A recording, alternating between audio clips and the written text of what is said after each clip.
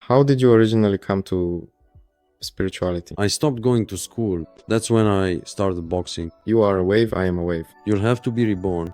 Then comes the world of spirits. What am I spending my energy on? Am I out of my mind or something? Why should I do this? So demons turn out to be above humans. And he's always drowning in it. That's it. But there are people on an even higher level who can already influence karma, stirring boiling water with their hand. I thought I was something huge, really. Life just lives through you. I welcome everyone to this podcast. My name is Trish. Today we met with Ramana in this beautiful, bright loka to have a conversation, to talk about spirituality and Ramana's life path. I would be interested to ask him some questions. We are also students of the same master. With you is Vishnu Deva Anandagiri. I have been in the tradition since 2011. And you? Since 2019. Let's get started. I'm glad to welcome you to this podcast. Likewise. I'd like to get to know you better, to understand how you came to start preaching, how you initially came to spirituality in general. So tell us a little about your life path. All right. Well, I was born into an ordinary family. My father was a businessman, which was quite rare in those days. And, well, my mother left early. I was 11 years old and she was 35. So I was mostly raised on the streets. Naturally, I immediately stopped going to school. Well, it was natural for me. So basically, I was raised by the streets and I was held back a year right away. Essentially, you could say I didn't really study at school. And when I finished ninth grade, they basically just gave me a certificate saying that I had attended school. And then before the army, I took all the textbooks and went through all the courses, well, all the years of study, the entire curriculum. Then came the army. The army was very tough.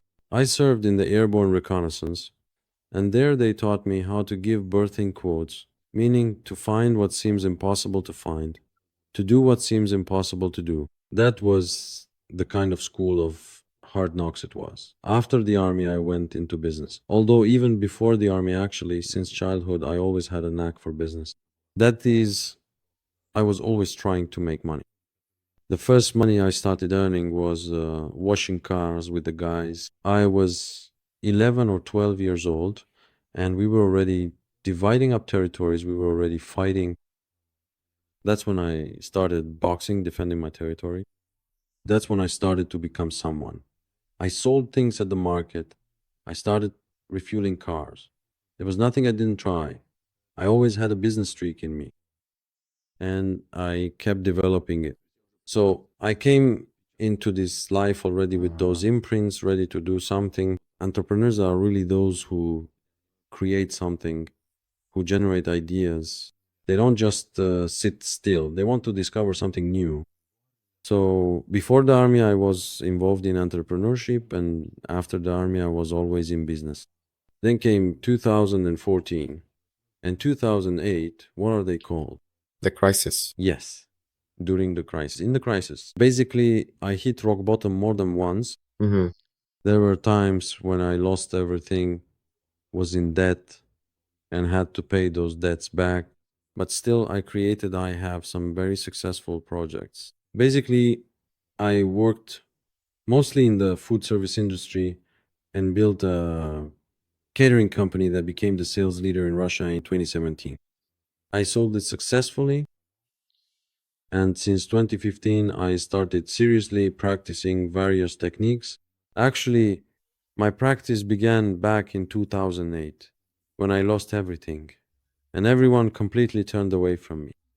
Those I counted on from relatives to friends, everyone just somehow everything stopped. I was left alone. And at that point, I started to wonder, what do I actually rely on in my life? So, relying on friends is not an option. Relying on relatives is not an option either. Relying on some illusions is not an option. So, who do I rely on? Well, only on myself. And here's the main question, who am I really? Yeah. And well, I mean, I Was that how you were thinking back then, or is that now? Are you looking back and evaluating it in retrospect? No, it was just a shock, from everyone turning away from me. I just had this revelation. Who am I, really? Where am I going? And then I came across a book by Castaneda. I started reading and read all the volumes, every single one, and began practicing according to Castaneda. And I started to feel some kind of bliss from myself, as it seemed to me at the time, my true self. Mm-hmm. So I thought that, well, at that time I had lost my entire business. And I thought, now I'll build some kind of business empire all over again, make money, buy real estate, and then go live in the woods. So I'd have passive income. Mm-hmm. That's how I was thinking at the time. So I started earning money, and 5 years went by. So it took me 5 years for this concept. During that time, I was practicing mindfulness. That is, I was trying to be present in the moment. I made an effort. When I was driving, I would try to stay aware of the moment. Yeah, during negotiations at work, everywhere, I tried to stay in control. You were cultivating the observer within yourself, right? Yes. By the way, let me point something out. So, when I was already deeply into spirituality, I started watching the film Devon Ke Dev Mahadev. And in one scene, when Shiva was passing on the knowledge of the universe Sankyato Sati, she would fall asleep. She just couldn't accept this teaching. And he says, you lack concentration, you'll have to be reborn. And she was reborn in a fisherman's family. When I was deeply into spirituality and watching this film, I thought I spent my whole life, my youth, adolescence, and childhood watching a fishing float. That's just how it was. I was a fisherman all the time, developing, or rather training my concentration.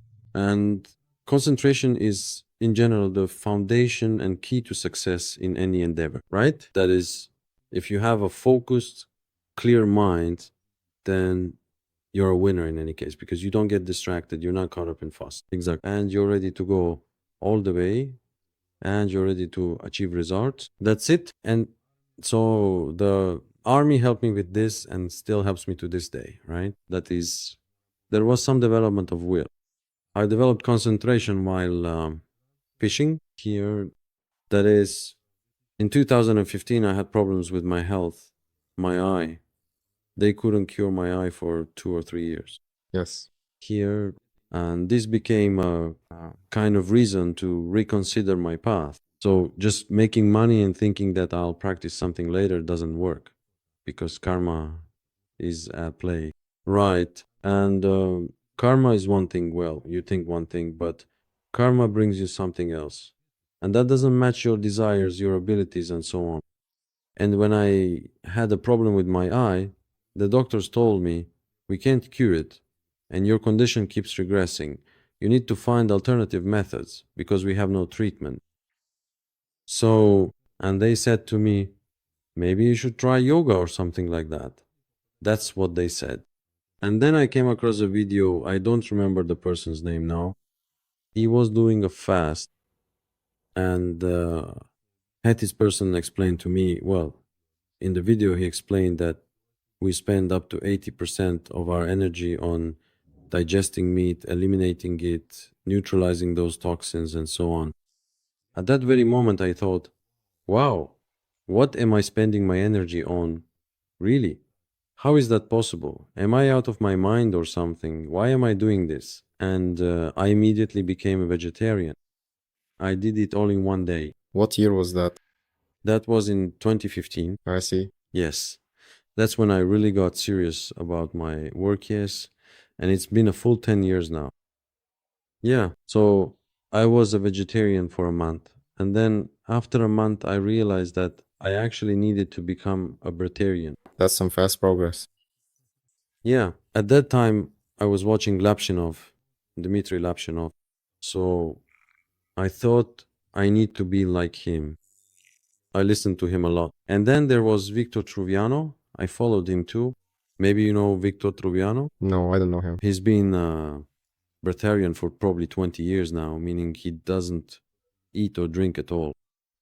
but I think now he started drinking tea because he's become a saint. They call him Swami. And he's gone into Kriya. So he used to be outside of religion, but now he's associated with Babaji. Yes, with the branch. With Parampara? The Parampara, yes, with Kriya. And I observed them and I thought to myself, I wanted something truly great. I understood that I wasn't just here to work. I wasn't just here to develop a business or some kind of project. I thought that I was something enormous, really. And I was always dissatisfied with the point I was at. And then, a month later, I switched to a raw food diet. And in total, I spent 3.5 years on raw food. So, until the middle of 2018, I was a raw foodist and I was constantly fasting. I mean, I have a lot of experience with fasts of 20, even more than 20 days. Then, without water, up to 8 days, I practiced this often. I practiced eating every other day. For a month and a half, I ate like that once a day, or rather every other day, just a salad or simply some berries. Mm-hmm. So I would just eat some alkaline food and that was it. And I was always practicing Qigong techniques, iron shirt, and so on. And I was building up strength. So when I started stirring boiling water with my hand, I realized that some kind of supernatural powers were starting to manifest in me. And So was that like telekinesis showing up in you or what? well, I don't know what it's called, but I was dipping my hand into boiling water and So you actually put your hand in, I mean, you handled the heat like you were fine with yes, the energy of the hot state, right? yes. So nothing happened to the skin. When you do the iron shirt practice in Qigong, your body changes from a hydrogen state to a silicon state. Yeah. And back then I loved snowboarding. I even tested it. I'd be flying down the mountain and catch an edge. Yeah. I could even deliberately catch an edge. Just tumble head over heels down the mountain, get up, and realize that nothing happened to you at all. No bruises, no injuries, nothing. So your body really becomes different. And did you practice the iron shirt according to Lapshinov? Well, he certainly has a teacher, although I don't quite remember his name at the moment. Chinese. Yes. Yes, so I practiced on them. I have also been involved in this practice Here you go. for some time, maybe a few months. Yes, but the only thing is that I didn't make it to the exams. Well, I pushed my car there from taking the exam. I had to prepare to take the exam. Did you take the exam or not? Number, I just did it as an amateur. I just watched videos, so without any mentorship, I was simply interested in getting that experience. Yes. Well, in general, I approached it quite seriously. Plus, raw foodism in general, healthy eating, not eating and so on. And I did a lot of things on my own. At that time, I didn't really understand the laws of the universe. So I did everything by willpower. I believed that I could do anything at all. In other words, nothing was impossible for me. And indeed, some things worked out. Well, apparently, it was meant to be that way according to karma, so that some things would work out. I reached a certain stage when practicing Iron Shirt, when superhuman ability started to manifest. But along with that, in 2018, I tried meditation. And for 3 years, I had been practicing concentration. Again, that is, in my childhood and youth, I would stare at a fishing float and develop concentration, building my foundation. I mean, I didn't really understand what all this was for. It's like life was just leading me along by karma. And then, when I started eating raw foods and practicing Iron Shirt, there were also concentration practices. On average, I would sit in concentration for an hour every day. So a year would go by, On a point? the first 6 months on a point, and then I moved on to another practice. Then I came across a particular book. I think it was indeed called The Lion's Roar, something quite significant from the Bon tradition. And That's Buddhist, right? Is that what you mean? yes, some Rinpoche, I don't remember the name of this Rinpoche now. and he was describing practices for interacting with space. And there's a practice there called Shin. Yeah. And if you take the Advaita tradition, that's Shambhavi Mudra. There, it's called Shene, meaning union with space.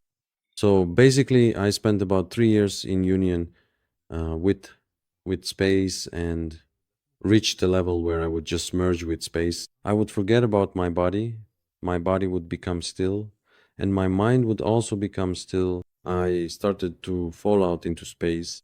I mean, not that well, I would disappear. There was just the space of awareness without a body, because the body would simply become still. That's it. Yeah, and I really liked it. Yeah, I was getting used to being in that space. So that's how I was discovering my true nature as I now understand. Yeah. And so concentration, concentration, concentration. And then I thought, why am I not practicing meditation at all? Why am I always in concentration? What's so interesting about that? I mean, for 3 years while I was practicing concentration, it never even occurred to me to try meditation. Well, that's good, because if you had gone into meditation without concentration, maybe there wouldn't have been any progress. Yes, yes. But usually, in general, I think that most people typically start with meditation. Yes. But since the mind is restless, they can't really stay focused on the subject.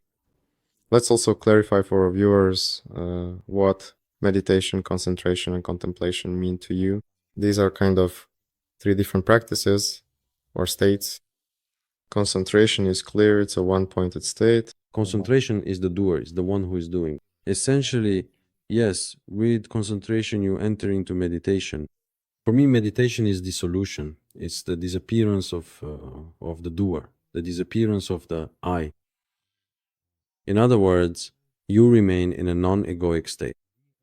That is, the ego is always doing something. The form is always doing something. The form is going somewhere. The form is striving for something, achieving something, and it's small, limited. But now I should probably explain how I actually had a breakthrough in my practice, so you can understand where I get the distinction between concentration and meditation. Okay, let's do that now. Let's talk more about contemplation. What does it mean to you? Let's go over the terminology. Yes, contemplation is for me, it's observation without an observer. That is kind of clear, abiding, impersonal abiding. And So it's abiding in that place where, as you said, you fall out into space and remain there. Is that contemplation for you? yes, impersonal abiding in this luminous and vibrant process of life. Impersonal abiding, just like a pure and clear observation, a deep and profound awareness, but not a conceptual awareness in any way, shape, or form. Just accepting suchness as it is. What is non-conceptual awareness? Again, for our viewers, so that... Well, everyone understands what a concept is. A concept is something specific, described, right? So, for example, we look at a wall and we think, okay, this is a wall. It's made of concrete and so on, but you can see it as light, as energy, as a flow of energy or light. That's it. See it literally, or just be aware, understand. It's an experience. It's, I like the table, my hand, the wall. It doesn't matter, it's all essentially woven from the same thing. Yes, a single fabric of light. That's it. And if it's at a high level, it even blesses you. It gives you knowledge beyond the concepts of the material world. A very deep awareness happens outside the mind. But it's very hard to explain. That is to say, it's something that already profoundly shapes you. In other words, true and deep contemplation forms within you a profound knowledge of divine and spiritual knowledge that has absolutely nothing to do with the principles of physics or chemistry, and indeed nothing to do with the material world at all whatsoever. Okay, why do I need this? So, as a listener, let's say I'm hearing all this and thinking, This all sounds kind of complicated. These are some sort of otherworldly things. Meanwhile, I just need to make a living here. I'm just an ordinary person living my life. I have a family, kids, let's say, some job or business. Why should I go down this path? Well, it's believed that making plans for 3 to 5 years is, so to speak, just running on a hamster wheel. The rat race. Yes, the rat race. And once I was listening to our guru, and he said, when I was young, I was interested in making plans for 500, even 1,000 years ahead. And I thought, oh, this is for me. This is exactly what I need. So I started thinking that way too. I wonder, where will I be in 500 years? And I started to wonder, where will I go after I leave this body? I began reading the Book of the Dead. I looked into the experiences of those who had near death experiences, yes. I clarified for myself very well the state of Bardo, the intermediate state. Right. Then I started writing treatises. In our tradition, people write treatises about the structure of the universe, about beings, about evolution, about how you can transition from one form to another, and what laws exist in which realms or levels, right? So I started to understand all of this and make corresponding plans. So, to the question, why do I need all this? Why should I contemplate? Why should I seek experiences beyond this world? The answer is that I'm curious about what comes after this body. Our material time is not the same as the subtle plane. And when I move into the subtle plane, well, in principle, I'm already there now. But I need to have a body, a spiritual body. I need to have knowledge that goes beyond limitations. With time and practice, I start to acquire it. But why do you need that body? After all, right now you have this leather spacesuit. The leather spacesuit is here today, gone tomorrow. And the body you're talking about, will it be eternal or what? Of course, it isn't subject to the 5 elements, nor to the 3 gunas. Then what is it made of? It is light, the light of awareness. What is real life anyway? Real life is beyond forms, beyond the temporary. What once appeared can disappear tomorrow, and that is not real. The only real thing is that which was never born and will never die. That is real, obviously, in my opinion. That's why it's better for me to rely on what's real and build my life in the real rather than get stuck in the temporary. Why would I need that? You've seen the movie The Matrix, right? Yes, It does a great job of showing the concept of the world's illusory nature, right? Awakening, but in a unique form, of course, to make it interesting for the audience. Is that how reality works in your viewer? Not even just your view, but in your experience? Is it similar to how it is in the movie The Matrix? to be honest, Analogies draw? I don't really remember. Well, for example, what's the plot? What? But I can share my own view of the world in general, how I see it, this world. What is the world to me? To me, the world is, well, it's everything that comes from me, really. I believe that everything has always originated from me. Always, since the beginning of time, everything has always come from me. Absolutely everything comes from me. It's always been that way and always will be. That's my feeling. That's how I experience the world.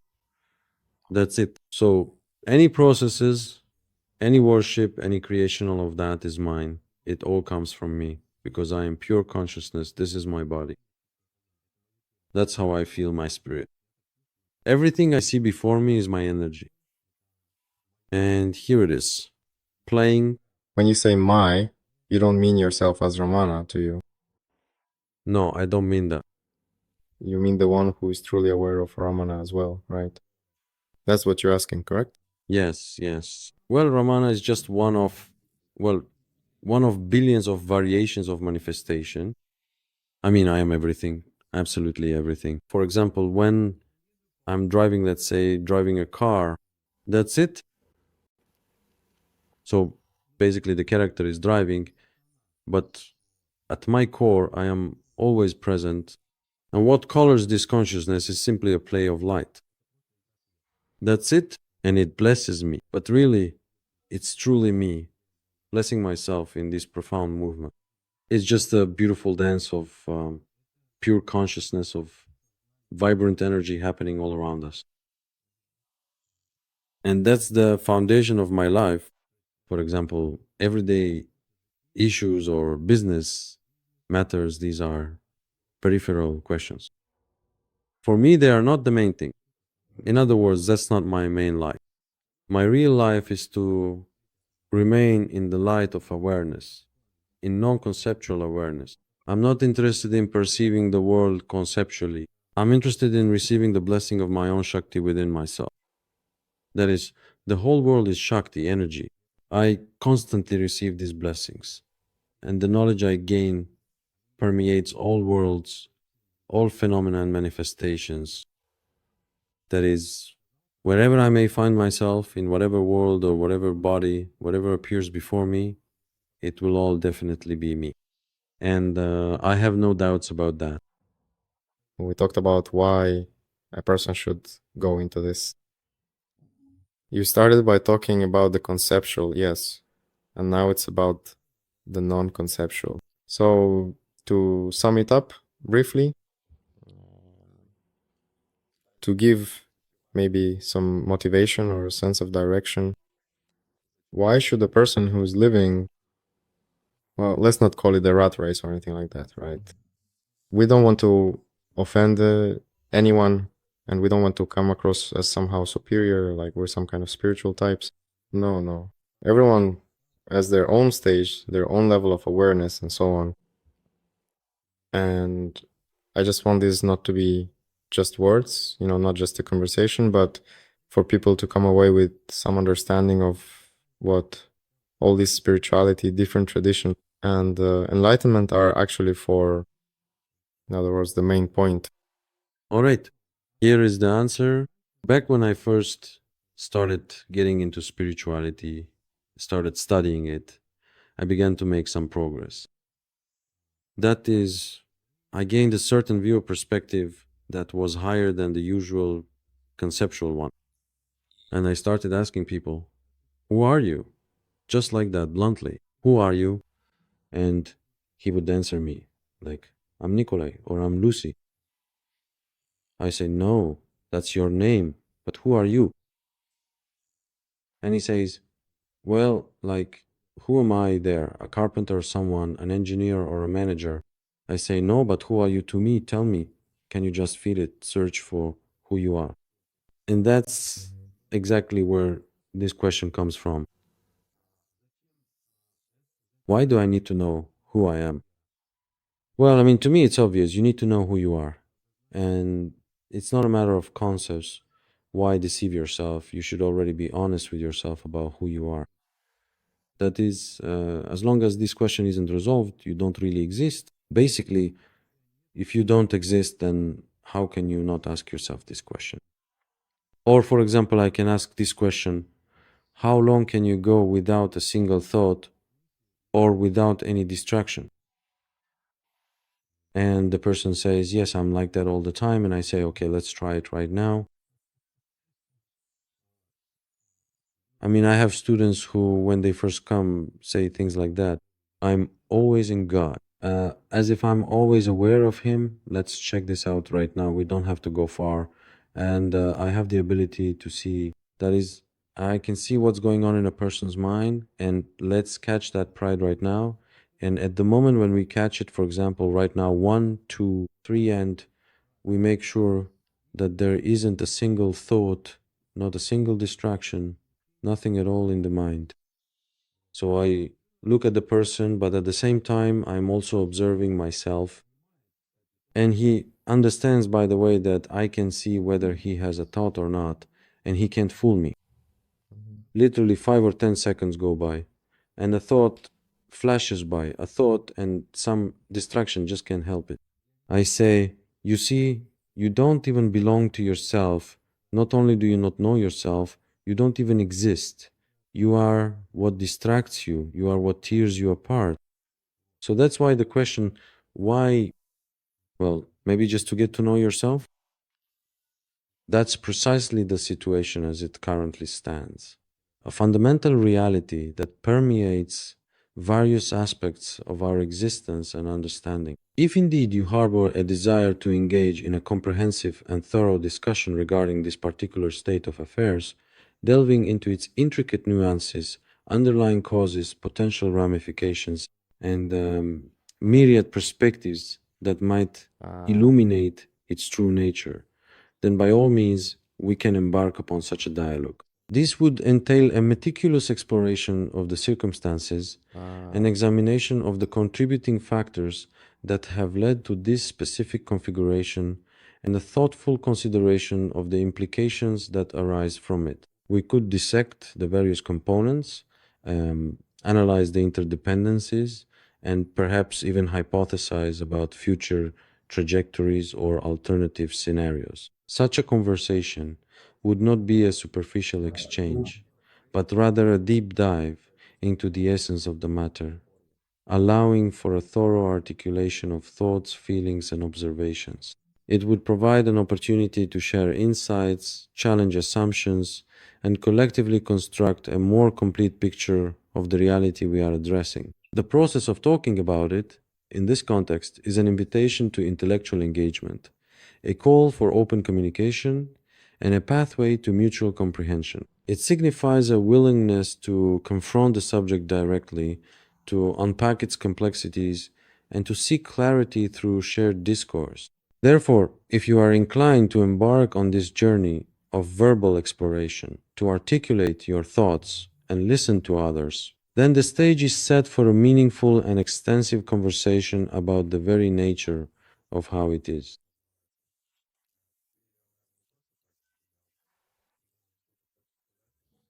I've read that book too. More than once, it's a sacred text.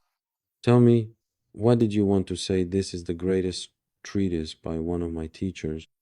This is a teacher in our tradition as well.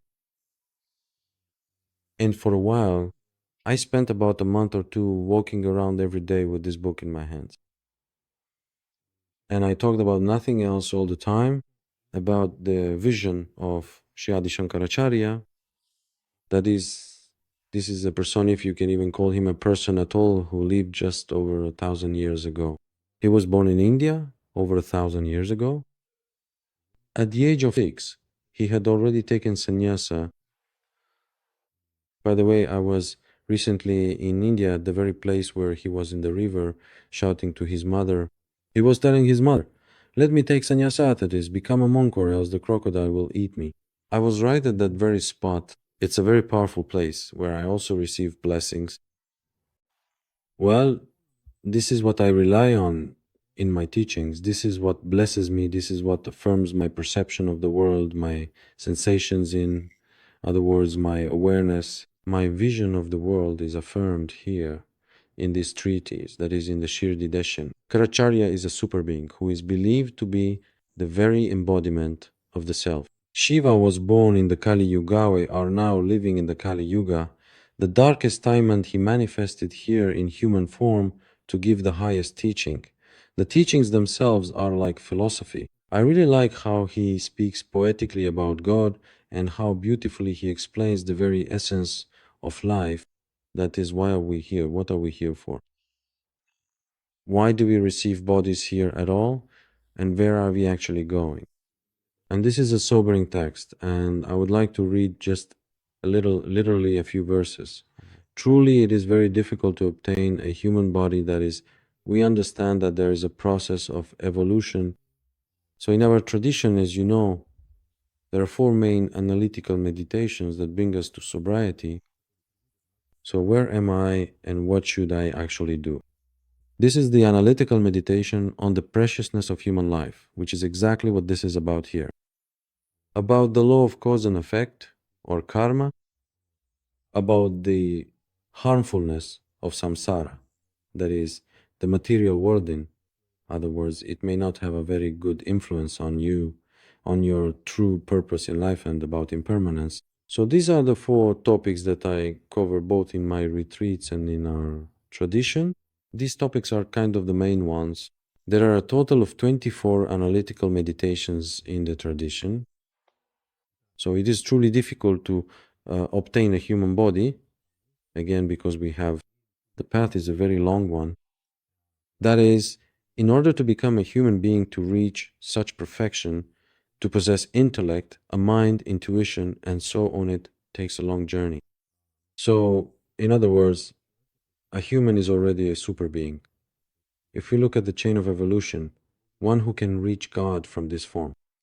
But before that, we were animals. We lived as animals too. For billions of years, we were insects. Before that, we were either insects, birds, or fish, also billions of incarnations. Here, everything depends on identification.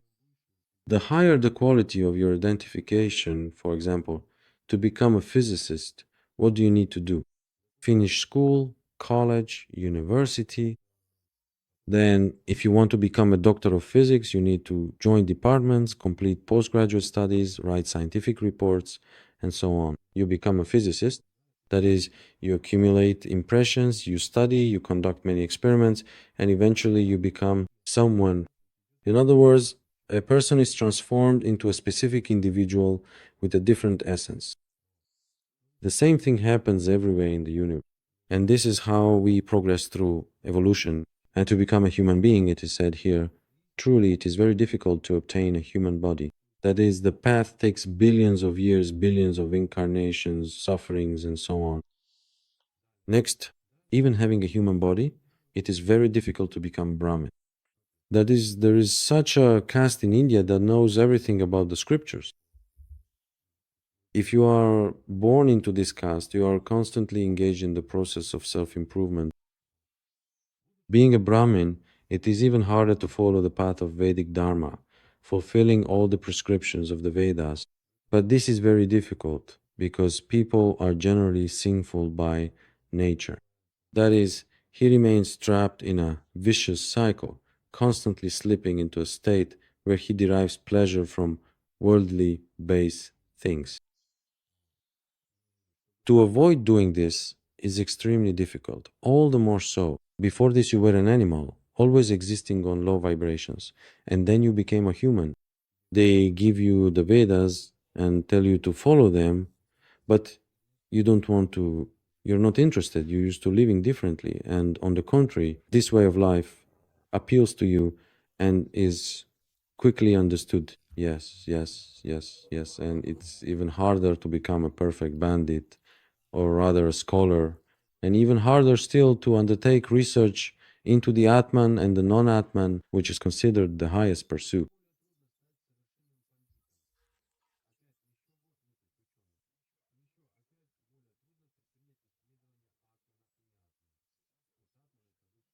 I, as we know, and I'll still try to discover this highest truth. When it comes to you, Samsara offers a million different games, and they all seem so important, so interesting, and you want to try them all, family, making money, becoming successful, and having everyone envy you.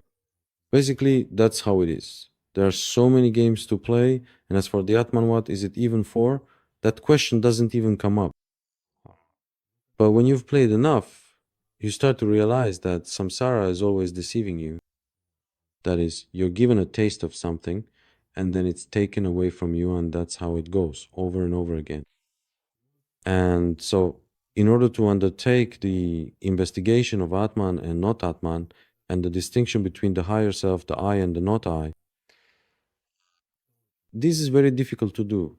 But even harder than all of that is attaining the wisdom that arises from the experience of the Atman. So you were asking about how to, what is it? I mean, why move in that direction at all?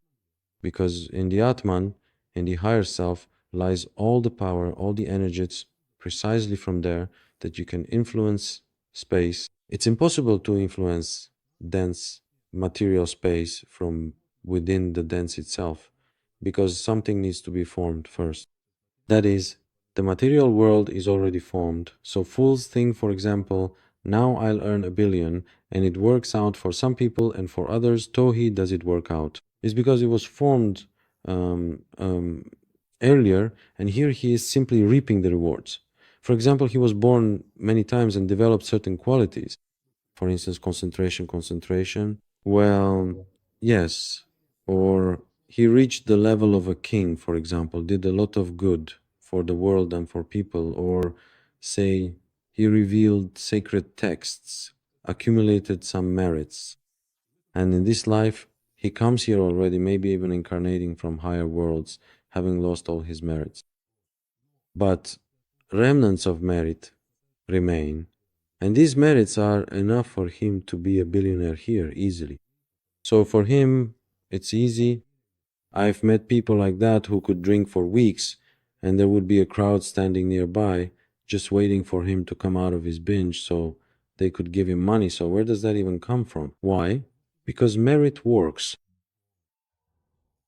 And so all the power, all the energy and influence over the material world, but perhaps only from the subtle plane, when you step out of something limited and connect with God, that's exactly when concentration is needed here as well. Then you can somehow influence things again. If you need to, so in terms of service, that's kind of okay. But what do you think? And in general, do you recommend anything for accumulating merit and improving one's karma? Good deeds, definitely. That is, everything develops or doesn't develop here according to the imprints. So, again, let's go back to the physicist whose path is determined by his imprints. He received imprints, he conducted experiments and received imprints, he wrote reports, he wrote scientific papers, he was making imprints. Well, he was collecting imprints in his mind, and a certain mind was formed in him, and he turned into a being. Specifically, it is with this being, with these imprints, that he will go into his next life. When this life of his ends, if he does not begin to evolve higher imprints, to accumulate divine imprints in a favorable way, that is, one needs to understand the structure of the universe as a whole and the gradation of beings within the universe. Let's briefly go over it. And, well, let's not start from stones. Let's take it from animals.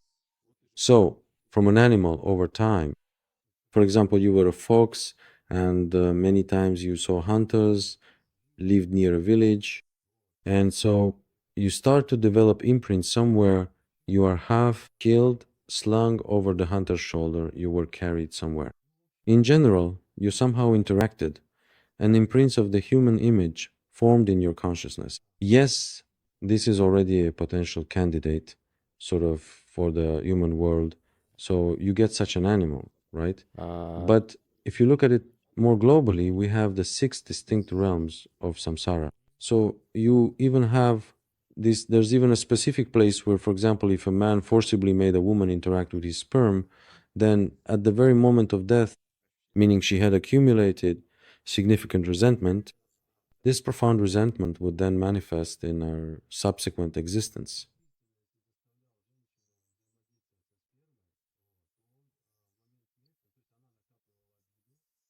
So, when he loses his body, this experience comes up vividly for him. And when the body is lost, all experiences in general come to the surface. That's how this world is described. That is, when a person dies, those who describe clinical death say, they say, I'm flying through a tunnel and there's a lot of different information, and we identify with what feels pleasant or unpleasant to us. In general, some vivid events that may have long been forgotten, and so the one who forced a woman to interact with semen against her will, so is there really such a hellish world where there's an ocean of semen and is constantly drowning in it, choking as it pours down on him from above? So he can live like that for millions of years, they say. Even a short period turns into millions, just 100%. But in general, yes, there are worlds, hellish worlds, then the world of spirits, the world of animals, the world of humans. This is kind of the middle one between the highest and the lowest. Then comes the world of demons and the world of gods. Yes. So demons turn out to be above humans. Well, in terms of influence and awareness, Yes, it's all a negative kind of focus, but they still haven't realized God for themselves. They haven't experienced enlightenment yet. But it's a high level if humans move within the framework of karma. So there are beings in Gayontes are those who have rigid karma, meaning they can't turn left or right at all. For example, if you're a dog, that's it. You'll act accordingly. Only as it's prescribed for a dog can't reach another level of thinking, for instance, to change the trajectory of its behavior by reading books. Yes. And to turn on this kind of thinking only a human can possess that, which is a bad thing. And so, karma, and these are the people, they already have some possibilities, and they're even higher ones. There are people at a higher level who can already influence their karma. Those with very strong concentration who are already gaining experience of non dual reality. Luminous beings, some kinds of samadhi, and they can already be much higher than people, while most people just follow what they're told. For example, go after fame or focus on the body, pursue health, or choose some profession. He obediently works 8 hours a day, then fulfills his family duties in the evening. Basically, he moves according to his karma and can turn left or right. When I came back from the army, I remember helping my father with funeral services. And we buried ordinary people who hadn't developed in any way, who hadn't read sacred texts. I mean, just regular people. There are a lot of ordinary people. They die without having gone through any evolution, but so to speak, they go for a second round. Basically, nothing changes for them. They do it again, yes. But at best, they'll be reborn in the same way, according to the same imprints. However, it is crucial to acknowledge and understand that in many situations and from various perspectives, what might initially appear to be a negative development or an undesirable outcome is not necessarily or inherently a detrimental circumstance. This nuanced understanding suggests that a superficial assessment might lead one to believe something is unequivocally bad, when in reality, a deeper analysis or a broader viewpoint could reveal underlying benefits, unforeseen opportunities, or simply a neutral state that does not warrant a negative classification. For instance, a change that disrupts established routines could be perceived as negative, yet it might simultaneously foster innovation, encourage adaptability, or open doors to more efficient processes that were previously unimaginable. Therefore, it is imperative to resist immediate judgment and instead engage in a comprehensive evaluation, considering all potential ramifications and long term implications before definitively labeling something as unequivocally bad or undesirable. This approach allows for a more balanced and accurate interpretation of events, recognizing that complexity often precludes simplistic categorization and that perceived negatives can frequently harbor hidden positives or serve as catalysts for future growth and improvement. The absence of an immediate positive outcome does not automatically equate to a negative one. Rather, it often signifies a period of transition, learning, or revaluation that is ultimately beneficial in the grand scheme of things, leading to resilience and a more robust understanding of various situations. so it turns out that Dharma, teachings, tradition, guru, practice, that's everything. We need this in order to become self aware at the highest level of identification, which is I am the Absolute, I am God, and so on. And the next stage is to leave the samsara and create your own. Well, yes, so we follow the path of evolution animals, then humans, and then a person. But I want to explain a little differently how the process of evolution happens. You go from being just a human to a human who is moving toward God. This is a spontaneous play. One cannot exist without the other.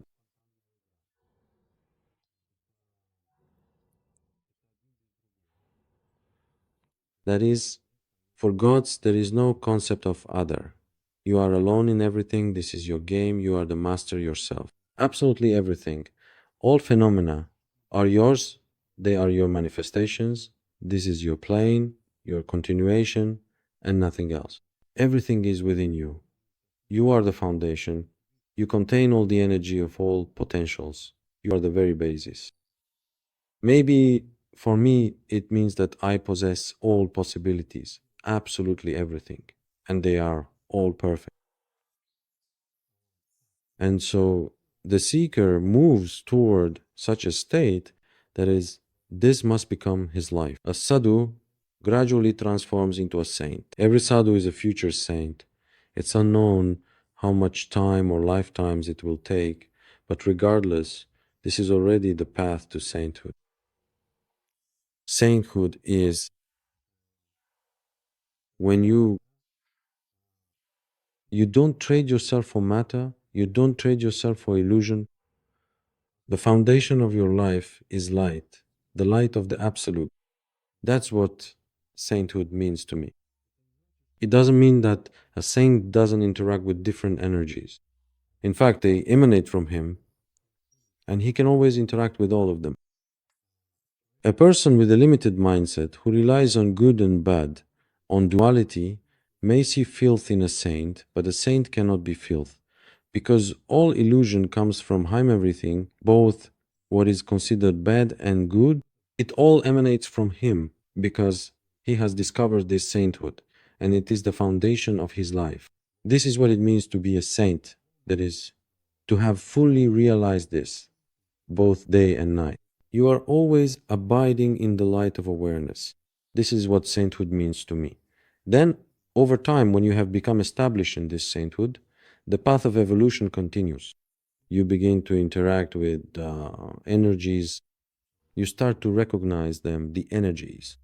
How purely you recognize them in a liberated state, in a free stata not, a conceptual one, unlike how we used to seeing them as rigid energy being bad, beautiful, ugly, depressing, blessing, or something else. You see them purely and they begin to bless you. That's how you recognize them as yourself. Moreover, that's when you gain additional ability as citizen. When you acquire these siddhis, you become something beyond.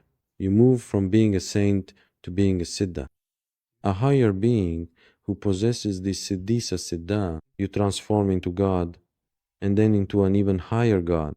And there it goes on infinitely. Beyond that, we can't explain it to you anymore. We can only describe it in terms of time and space, in words. Well, yes, you could put it that way. That's the process of evolution. So, why pursue development for this? In reality, not a single soul will ever find peace until it discovers its own light, until it finds freedom. For it, nothing matters except freedom. No matter how much it deceives itself, whether it's I or someone else or I'm going somewhere, these will always be limited things. That will never satisfy.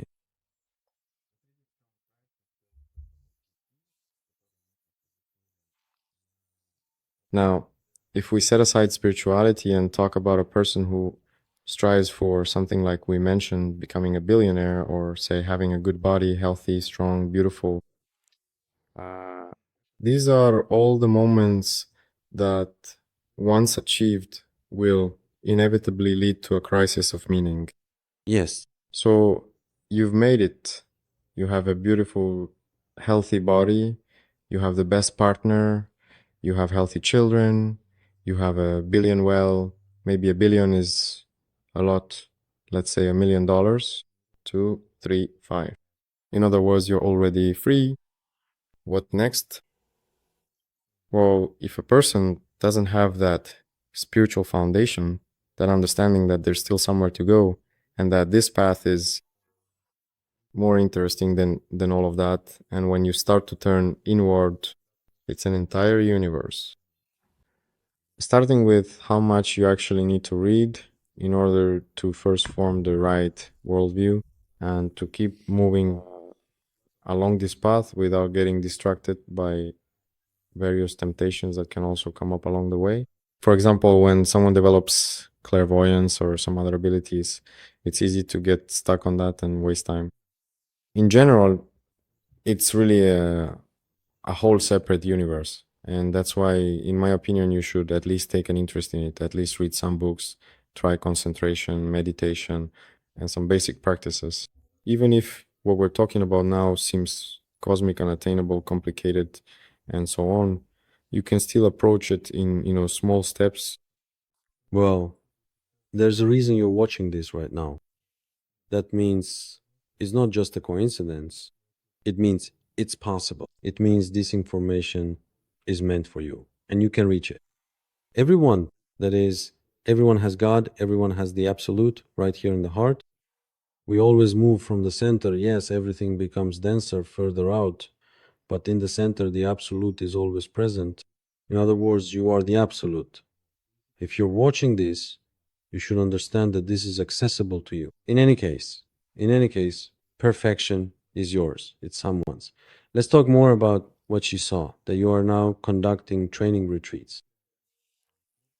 How did you come to this and how does it happen in the world as I understand it now? So, at first, you satisfy your basic needs, so to speak. Yes, you try to earn something. Then, once your basic needs are taken care of, you move on to, well, enjoying life. You just get pleasure from life. You simply enjoy. Along with this, you start to develop a practice. Your tunnel of perception of the world expands, and you're ready to move further. And when I started to get pleasure from my practice and discovered my luminous nature and naturally began to dwell in it, became my life then, of course I wanted to share it. With a bag full of candy, you inevitably want to give it away that's normal for you. You have no concept of personal gain, none at all. You're simply ready to give all the time. So I moved into the process of service. For me, service is my life. I enjoy it. That's it. I'm always ready to be with students, with those who want to discover their highest self, in other words, what I am discovering within myself. I want to keep sharing this further, just as it came to methods to practice, to affirmation, and in general, when I look at my life and how it unfolds, I see that all the very difficult moments, I consider them all blessings from the Divine Mother. But the most powerful blessing, the one that specifically concerns teaching people and passing on to them higher qualities and states, was the blessing for Yagya.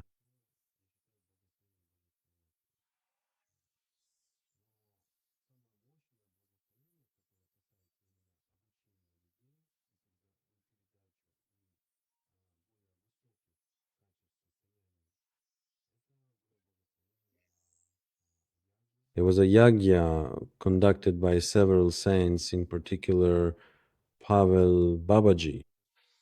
And at this yagya, I received a blessing from the Divine Mother. And to be a teacher and transmit higher states, to reveal these states first and foremost means preparing people for purification.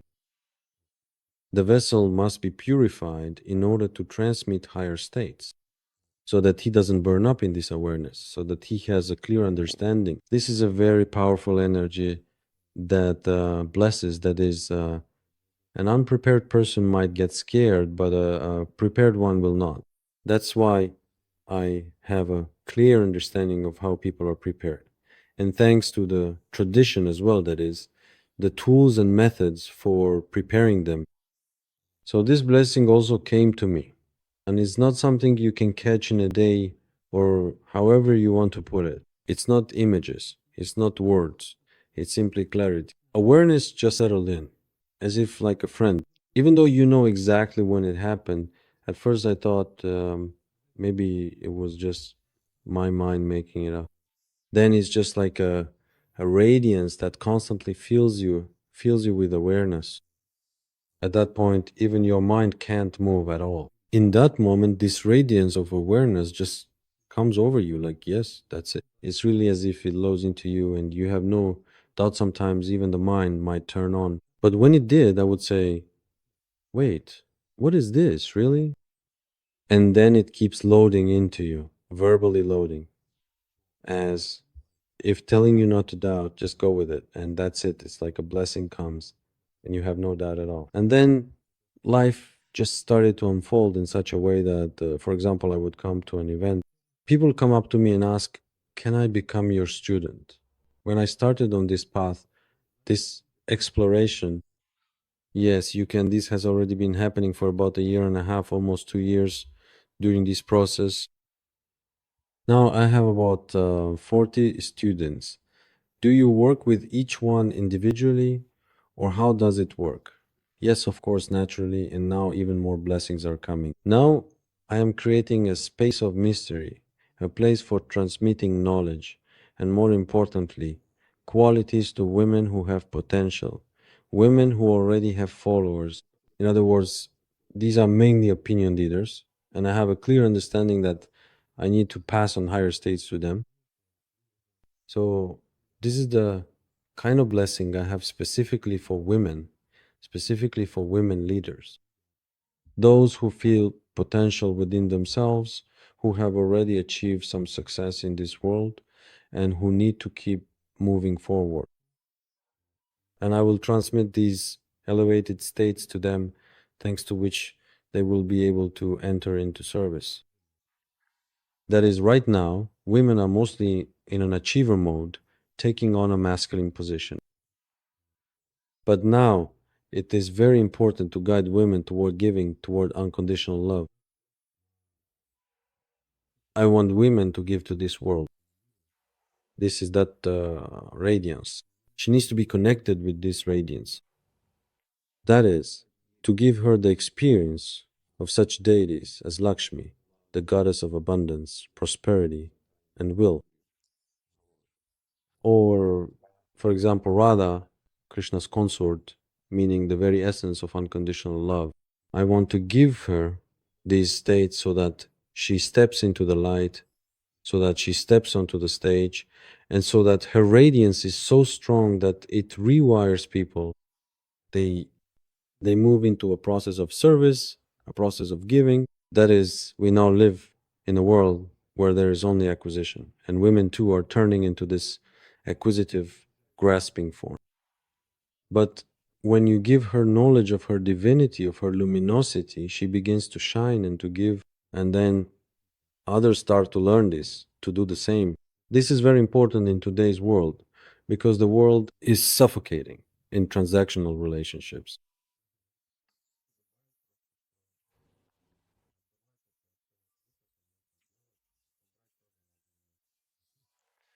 Because if you live a worldly life, but if you're a monk, then okay, you can just give and you don't need anything, just a monk's robe, that's all.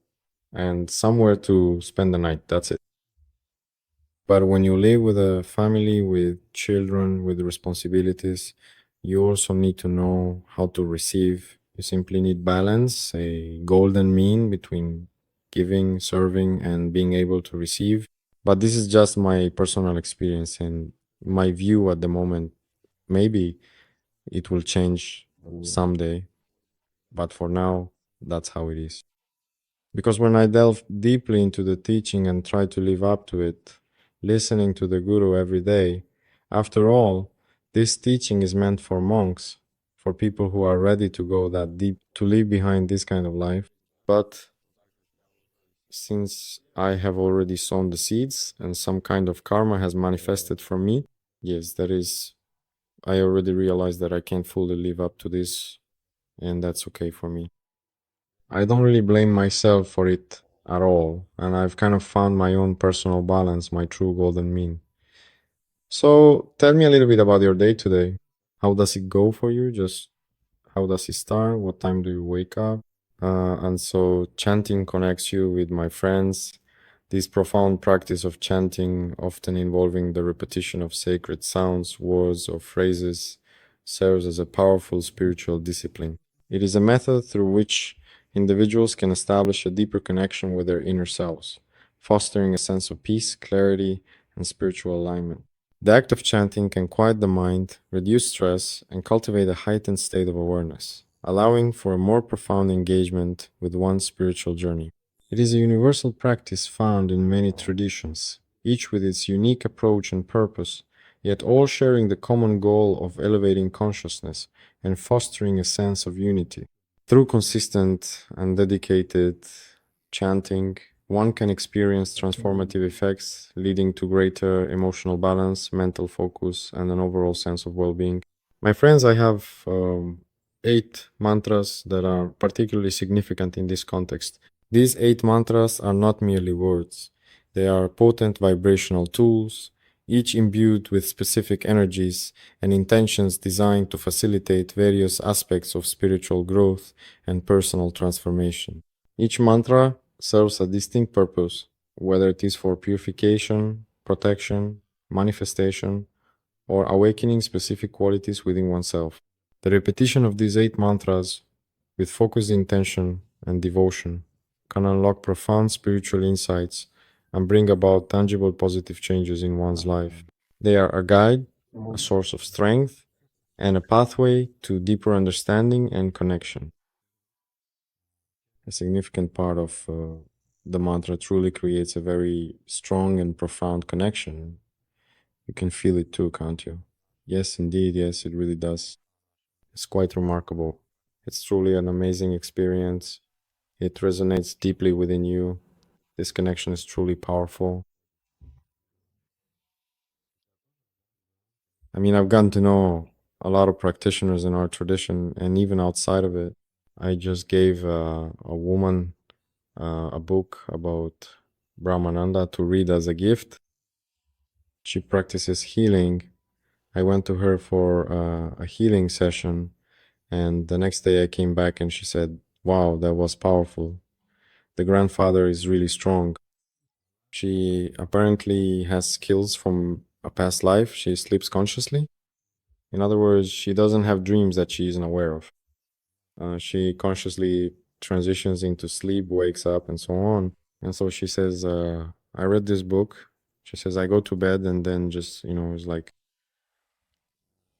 well, in general, it was somehow very vivid for her. She really experienced it and she realized that it was him who appeared and that in a sense it was a blessing. And somewhere I even read about Brahmananda, and there's even a phrase, if you look intently at me, then I will look intently at you. This is about concentration. If you focus on him, you could say it's like Wi-Fi that's always broadcasting. If you connect to it, you can receive that state. There is no one but me, really, and there's no one but you. He points to this profound truth that your very essence, your being, is completely and utterly one with the entirety of existence, with the universal consciousness, with the ultimate reality. This isn't merely a philosophical concept, but an experiential truth. When you look intently with deep focus and unwavering attention at me, and I, in turn, look intently with the same profound concentration and awareness at you, what transpires is not a separation, but a dissolution of boundaries. It signifies that there is in fact only one singular indivisible entity, one fundamental principle that underpins all phenomena. In that moment of intense shared awareness, nothing else truly exists as a separate independent reality. All distinctions, all dualities, all perceived differences melt away, revealing the underlying unity. This profound realization extends even to those revered spiritual masters, the great saints, the enlightened siddhas, such as the Venerable Brahmananda, whose spiritual attainments and divine manifestations are often considered extraordinary. Even their existence, their very being, their profound wisdom, and their miraculous powers are, in essence, nothing more than a manifestation and expression, a particular form taken by this very same singular, all encompassing reality that you yourself are. Therefore, the profound implication is that you do not necessarily have to lose your individual identity, your unique experience, or your sense of self, which can be likened to a drop of water simply by being immersed within the vast, boundless ocean of universal consciousness. Just as a drop of water, while part of the ocean, retains its essence as water, so too can an individual consciousness exist within and as the universal consciousness without being annihilated or losing its unique perspective. The experience of being in the ocean, of merging with the divine, does not necessitate the obliteration of your individual awareness, but rather an expansion and deepening of it, allowing you to perceive your true nature as both individual and universal simultaneously. This understanding allows for a harmonious integration of individual experience with the ultimate unified reality, demonstrating that true liberation is not about escaping the world but realizing your inherent oneness with it.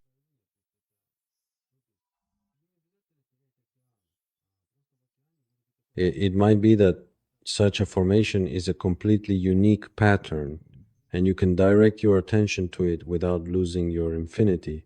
This is what gives you your absoluteness. So, for example, when we put on a jacket, say a red one, it doesn't mean that the person themselves changes, right? A cool jacket, or say you buy a new computer and start interacting with it, does that mean you lose your self identification? Of course not. There are billions of computers. You can take any of them and immerse yourself, just open up to a new pattern there, and that's how our day goes by. So we stopped at mantras. At mantras, what are mantras? And I'm always trying to recognize these qualities, the aspects I connect and unite with in the mantras. That is, to discover new perfections for myself. Then in the morning, in our tradition, there's interaction with the altar for literally 20 to 25 minutes, and then on to other things. I also have a business, so I switch to work for a few hours a day. I dedicate my time to my business, diligently maintaining and currently developing my very own marketplace. I am also actively trading on this marketplace, and now I'm developing a comprehensive content factory. Basically, it's like a game. I thoroughly enjoy playing these games and interacting with my students, which involves addressing their questions and meticulously planning. Every week, I make sure to hold analytical meditations and live meetings here in Sochi. I organize my calendar where I speak, where I record podcasts, and other work related activities. With the new course and the Woman Goddesses project, there are plenty of questions to handle. And then in the evening hours, I also have my sacred altar. For me, this truly is my cherished meeting place with my dearest friends, a time for connection and shared moments. So, a morning meeting, an evening meeting, I'm constantly interacting. People ask me, who are your friends? I say, all my friends are at the altar. Siddhas, saints, gods, these are my friends. That's just how my life is.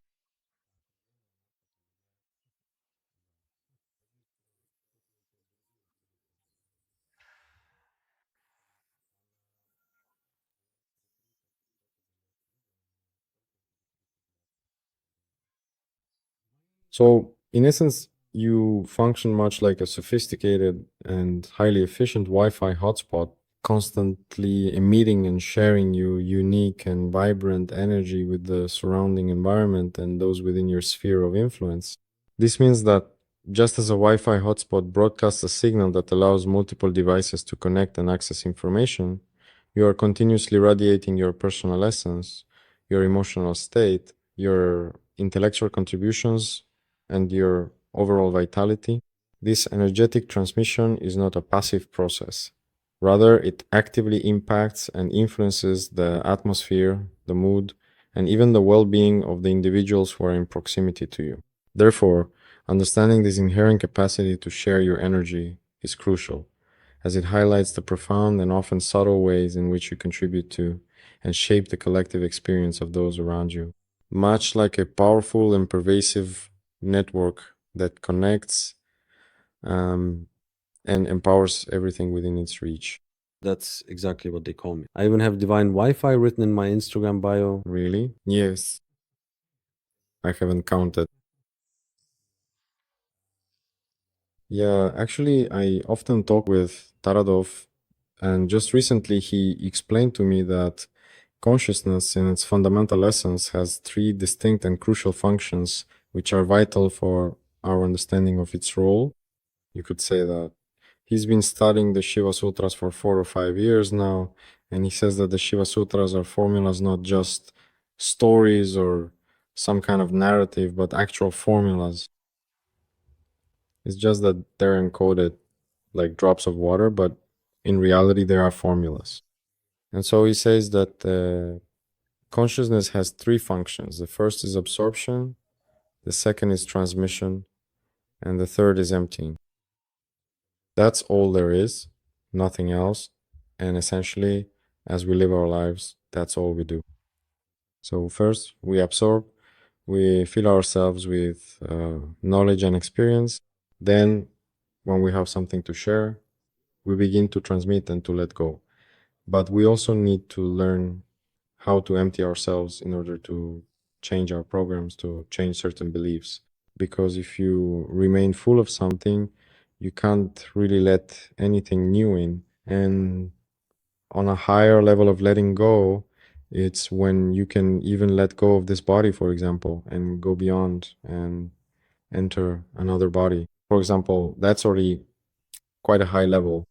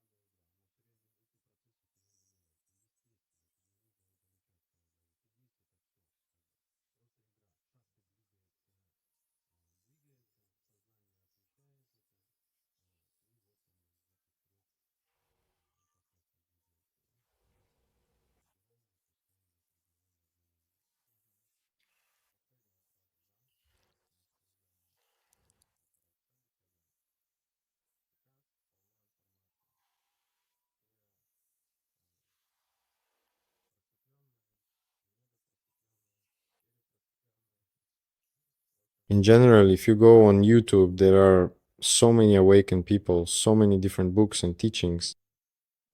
But you and I are in a tradition, right? A tradition is a very large system of knowledge. It's a line of succession. So a guru receives from his own guru, and that guru from another one. There's this chain, kind of like a family lineage, where knowledge is passed down. And that's a real power, and the teaching itself, just by existing, already carries a blessing. And when I was studying the teachings, there's something called Shastra Kripa. When your guru passes it on to you, it's like a seal, kind of consciousness that plants a seed eyes. That's Guru Kripa. When the guru passes it on, that's Guru Kripa Agaras. Not just memorizing the text, yes, yes, but anyway, I had that initiation a long time ago. Back in 2012, I was reading the Yoga Vasista with the commentaries of Asya Veka Chudamani, and I really felt it. Well, maybe it was the egregore. I don't know what to call it. I felt the teaching is just like you have that stream, like some kind of entity, you could say, that I interact with. Yes, like it enters, also blesses, comes in through the crown of the head, gives you goosebumps, all of that, as if it really exists. But you can only really experience this so you understand me and see what I mean. And I wanted to bring this to the point that since there's so much you can study, there's also this B stage when a person flies from flower to flower, but you can also get lost. What do you think is the importance of a teacher in life? So if people watch our podcast now and just make a decision for themselves, like, yeah, that's cool, I want to figure this out, what would be the best thing for them to do? Should they read up on it? Should they watch some other podcasts with masters? Or should they find a teacher who will guide them and so on? I don't remember exactly, but someone asked the question, how did the universe even come to being? And Babaji said, Pilot Babaji, that it happened by the blessing of the Saraswati lineage. Apparently, there are other universes as well, but this one is so vast that, according to her, it was by her blessing that this particular universe, the one we live in, was created. And Saraswati embedded into this universe the concept that You can only attain perfection through knowledge. And for knowledge, someone has to tell you, someone has to show you, someone has to explain it to you. If you look at life this way, we are born to learn how to speak. And we have our mother, our first teacher. We receive all our initial knowledge from our mother. Then comes school, and at school there is also a teacher. If we want to do sports, there is also a teacher, a coach. Without a coach, you can't become a world champion. Even if you're already a good master, you need someone to teach you to become truly skilled. Well, if you want to understand some science, you need to go to college, graduate from college or university in general. There is always someone teaching you there, professors, doctors of science, and so on. But in this universe, there is always someone showing you the way, and that's all just matter. Yes, right now I was listing matter, a horizontal cross section. But if you look at it vertically, it's like spirituality, these are incomprehensible things.